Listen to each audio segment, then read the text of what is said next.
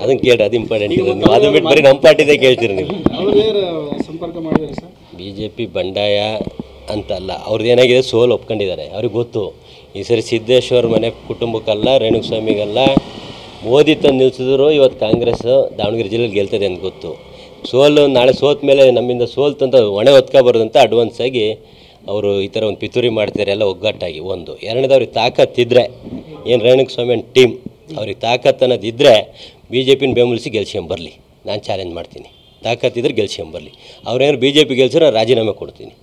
ತಾಕತ್ತಿದ್ರೆ ಅವ್ರು ಒಗ್ಗಟ್ಟಾಗಿ ಗೆಲ್ಸ್ಕೊಂಬರಕ್ಕೆ ಹೇಳ್ರಿ. ಸೋಲನ್ನ ಈ ರೀತಿನ ಏನಂತಾರಲ್ಲ ಪದ, ವಿಚಲಿತ ಆಗಿ ಈ ರೀತಿ ವ್ಯವಸ್ಥೆ ಮಾಡ್ಕೊಬಾರ್ದು BJP ಅವರು. ತಾಕತ್ತಿದ್ರೆ ಒಗ್ಗಟ್ಟಾಗ್ರಿ, ತಾಕತ್ತಿದ್ರೆ ಒಗ್ಗಟ್ಟಾಗಿ ಗೆಲ್ಸ್ಕೊಂಬರಿ, ನಾನು ರಾಜೀನಾಮೆ ಕೊಡ್ತೀನಿ.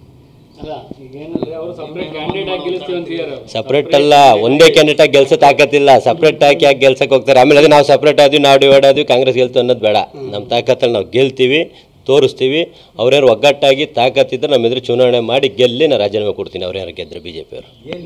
ನಿಮ್ಮ ಉಬ್ಬಿದ ರಕ್ತನಾಳಗಳ ಸಮಸ್ಯೆಗೆ ಎವಿಸ್ ಆಸ್ಪತ್ರೆಯಲ್ಲಿ ಕೇವಲ 30 ನಿಮಿಷದ ಲೇಸರ್ ಚಿಕಿತ್ಸೆಯೊಂದಿಗೆ ಮುಕ್ತಿ ಹೊಂದಬಹುದು. ಹೆಚ್ಚಿನ ವಿವರಗಳಿಗಾಗಿ ಸಂಪರ್ಕಿಸಿ 8088837000.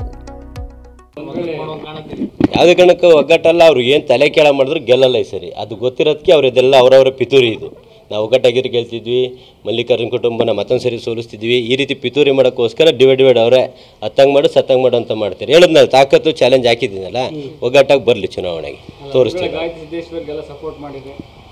ಯಾರು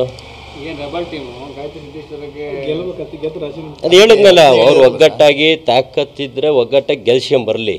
ಅವ್ರು ಯಾವ ಕ್ಯಾಂಡಿಡೇಟ್ ಆಗ್ತಾರೋ ಒಬ್ಬರು ಕ್ಯಾಂಡಿಡೇಟ್ ಮಾಡ್ಕೊಂಬರಲಿ. ನಾನೇನಾದ್ರು ಕಾಂಗ್ರೆಸ್ ಪಕ್ಷ ಸೋತ್ರೆ ರಾಜೀನಾಮೆ ಕೊಡ್ತೀನಿ, ಬರ್ಕೊಳ್ರಿ. ವಿಕ್ರಿ ಇವತ್ತು ರಾಜೀನಾಮೆ ಪತ್ರ ಅಡ್ವಾನ್ಸ್ ಡೇಟಿಗೆ 6ನೇ ತಾರೀಕು ಕೊಟ್ಟಿರ್ತೀನಿ, ತಗೊಂಡೋಗ್ರಿ. ಕಾಂಗ್ರೆಸ್ ಬರೋದು ಅಲೆ ಇದೆ. ಮಹಿಳೆಯರು ತಾಯಿಯಂದರು ಕಾಂಗ್ರೆಸ್ಗೆ ಆಶೀರ್ವಾದ ಮಾಡೋಕ್ಕೆ ಸಿದ್ಧರಿದ್ದಾರೆ.